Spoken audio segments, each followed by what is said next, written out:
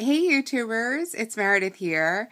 Uh, I'm still here. I apologize for not making a video in quite some time, but thank you so much for taking the time to watch my video, and I appreciate your following and any support you can offer me. I want to just say that I I'm going to be honest and I'm going to be real in these videos, and I know that sometimes comes across in the wrong way, but you know, it's what I do, and I I appreciate everyone's comments and support, especially the support, because I need it. I love, I want to be surrounded myself by supportive people. And those who are pre-surgical, I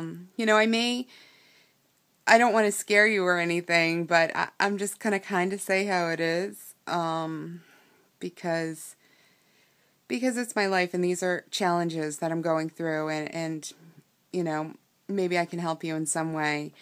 But, yeah, so I have realized a lot. I've spent some time away off camera doing my own thing, because I thought I knew everything about me. I thought I knew everything about the world. And losing the weight has really changed my perspective. I'm going to kill this phone because it won't stop ringing. So, come with me. We're going to shut this phone off.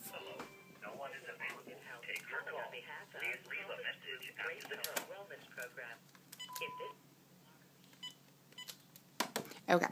Sorry about that. So, alright. If you've seen me since my last video, I've put on some weight. I have put on probably 25 pounds since my lowest weight. I am about 210 now. My lowest weight was like 187. I have been going through a very, very, very challenging time in my life. I've realized, number one, I became agoraphobic when I was obese. Reason for that being is that every time I went outside, I would have to encounter people's negativity. I would fight back because I was angry. Number one, if people thought I was stupid because I was fat, it made me angry, because who are they to judge me when they don't know me? Number two, people take out, in my opinion, people take out their aggressions on overweight people. I feel that maybe there's some hate or something in their life, and they need to release it. So unfortunately, for quite some time, I was a victim of, I guess, hate. I tell people, when I'm telling my story, that I was, verbally attacked in parking lots multiple times. I was actually not just in parking lots, pretty much everywhere. It just seemed to happen a lot of times in parking lots, where people would just, find me as a victim almost and just verbally abuse me, tell me, the funniest thing is that what one point in my life that changed, I had a horrible night. I went out to a comedy club with my sister and my mother, and it was in Boston, and my mother hates driving in Boston, especially with me, because I can be somewhat, you have to be in Boston, an aggressive driver. So she's freaking out. We went to a comedy club. I'm all stressed out, anxiety-ridden, and we're in the comedy club, and I'm not laughing at all, because a lot of times humor that appeals to a lot of people doesn't appeal to me. So I wasn't laughing. I was picked on at the comedy club, because, they single out people who, I guess don't laugh. And I fired back. Like, I was so smart. I was, like, on fire. And the comedian just completely, like, bashed me. And, like, it was funny to everyone else because I'm the fat girl. But, it put me in such a horrible mood. We went out after to a restaurant, the Cheesecake Factory. Every girl loves cheesecake, especially the fat ones. And we went out, and I was pissed. Like, I was in the worst mood ever. So we went out, and like, we had a horrible waitress, and I was super annoyed, which it was common for me to be annoyed, just because, like, again, like, people just treated me so poorly. So I went out to my car to pull up the car to the front. This is December, and it's freezing out. So I went to get the car heated up, and I was going to pick my mother and my sister up in the front of the restaurant. And it was, again, December. The parking lot was, like, filled when I first got a parking spot. It was, like, the only spot left. The car next to me, like, parked over the line. And so I had to, like, squeeze my car in there. So when I went out, it was late, and there was only 2 cars left in the parking lot, me and another car that was next to me. I was inside the line, but right on it. So I went out to get the car, and I noticed some woman that was next to me was ranting and raving about something, and she just started verbally, like, attacking me, like, how dare you, excuse me, park over the line. You clearly can't take care of yourself. How am I expecting you to drive properly? And just yelling, full of fire, angry woman. So my reaction, which has been most of my reaction, is just keep my calm, keep my inner peace, and say, what is going on with you in your life? Clearly it isn't me. So can you please tell me, is there something that I can help you with? Because I'm overweight doesn't mean I can't drive. And her response was just fire back. And my response is, again, keep my inner peace, say, look, I don't know what's going on with you in your life, but I would appreciate if you didn't speak to me in that manner. And then she starts breaking down in tears, saying she had a horrible day at work, her husband and her are fighting, blah, blah, blah, blah, blah. She shouldn't take her anger out on me because she's had a gastric bypass herself. Well, I didn't have a gastric sleeve at that point, but I was, I was overweight. I was 300 pounds. And this woman changed my life. She doesn't know it, but I went home and I cried. My mother was in town, and my mother isn't the best of words of wisdom, but I just cried, full blown sobbing, couldn't breathe, crying. And I just said, I can't take this anymore. I can't do this. The world is too cruel. It's too mean. I can't. I don't have the fight in me anymore. I am one of the sweetest, most sincere people ever, and I've had to build up my shell so hard. I just couldn't do it anymore. And that day, it changed my life. I realized I can't do it anymore. I realized I can't be a victim of people's hate anymore. I didn't want to. I didn't want to be mean. I didn't want to fire back. I had to, though, to protect myself. And a lot of times, I found with women it was very easy to keep my inner peace and relate to their stories and situations. With men, not so much. It's a lot harder. So I had to fire back. I built up a very, very hard shell, and I was angry. I was angry all the time, and I don't want to live my life as an angry person. I realized that I needed to make some changes. So that's when I started looking into the weight loss surgery. I wanted it quickly. I wanted it fast. After having the weight loss surgery, because the weight came off so rapidly, and I was doing great. I mean, I was doing protein shakes. Everyone said, like, at my support group, like, nobody around them was losing weight as quickly as I was. But I got my priorities out of order. I decided, oh my gosh, I haven't dated ever. I am 29 years old, almost 30, and I haven't dated once. I haven't gone on one date. I didn't want to subject myself to that, especially since I was so unhappy with myself.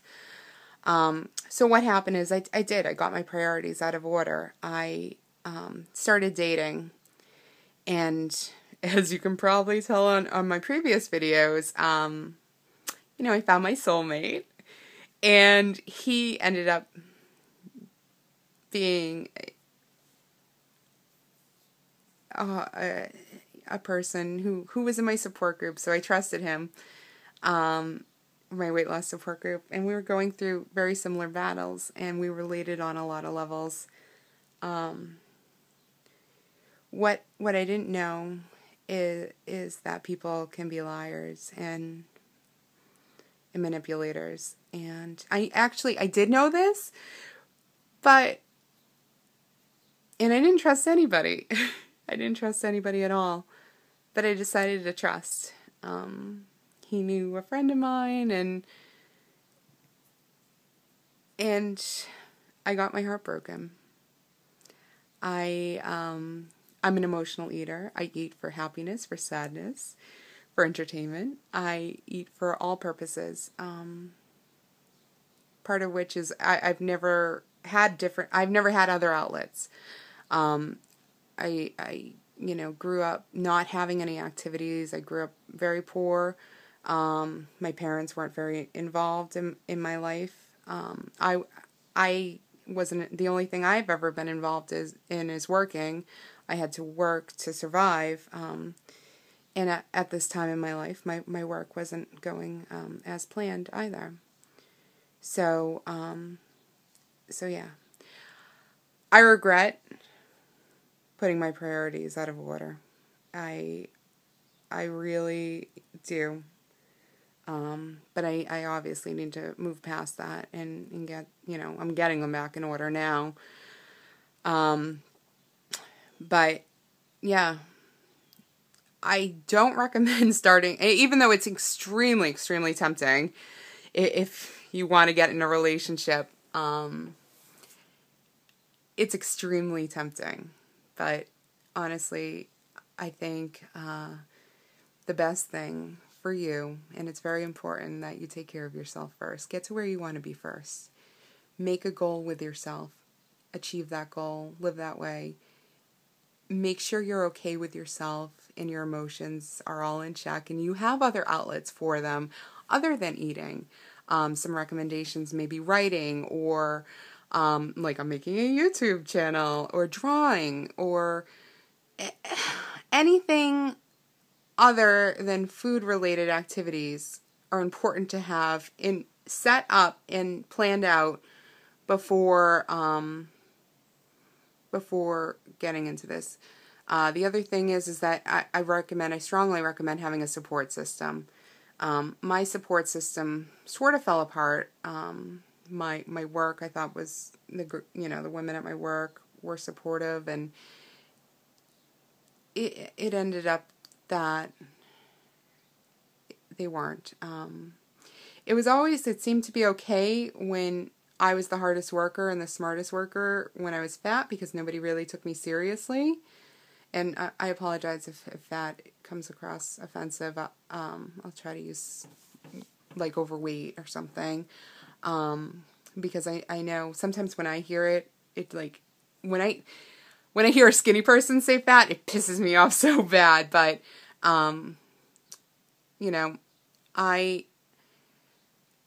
I was the shining star. I was getting compliments, and unfortunately, it sparks jealousy in some people, and it's sad. It is. I honestly thought that people would be happy for me, but unfortunately, that just is not the case. Insecurities are huge, and especially, I guess, I don't know, but it all worked out for the best. I realized, because I was agoraphobic and only surrounded myself by the people at work and my friend and my mother, which, again, the support system, she actually ended up moving. I was living in New Hampshire with her, taking care of bed and breakfast there, working, doing everything I could for the bed and breakfast and working at my job, and I had another part-time job. But all of that fell apart. So I've realized that, number one, I need a support system. People who actually believe in me and want to encourage me and motivate me. Number two, have stability. Make sure you're surrounded, just, you have a place to live. You're surrounded by good people, people that just love you. Love is huge, and it's so important to either love yourself, be surrounded by people who love you, or be doing things that you love. It's an amazingly huge thing. And have activities. Just make sure... Food was my life. It was just work, and food was my life. I woke up to eat. I woke up to work, and it's funny when those things are gone from your life and how just very empty it leaves you. It's hard. It absolutely is one of the most difficult things I've ever encountered. And not having that positive, reminders, it's hard. So I'm getting involved in other activities. I am looking to be a big sister. I'm looking into activities that I can meet and socialize with people now, because socialization is kind of big, and it keeps you connected and grounded. And I feel like again with the regrets, I know I shouldn't regret it, but I didn't socialize. I didn't do anything. And I was a person who I didn't know. I mean, if you look back at my first video and see, and again, I was nervous making the first video. I'm still a little nervous now. But if you compare the two, first video versus now, it's just, I'm becoming the person I've always thought I was, but was never able to be. And it's an unbelievable journey, and being this weight, even though I'm not at what I want my ideal weight to be. I'm a lot thinner and healthier than I was, but I think that I can work harder to be where I want to be. But being at a smaller weight gives me so much more opportunity to be where I want to be in life. It's partially society and the way they treat fat people or overweight people. It's partially the knowledge that you have to take care of yourself, which apparently everyone else that's thin may or not, I don't know if they know this, but it's super important in the way people judge you, because if you don't take care of yourself and you don't put yourself as number one priority, how can somebody else take you seriously? So it's huge. It's super huge. And living a healthy, positive lifestyle is key. And it's huge for me, and I'm looking to continue my life in that way. So again, thank you so much for taking the time to watch my video. I appreciate it, and I think you are an amazing person for making this journey, and I want you to know that I support your every move, and I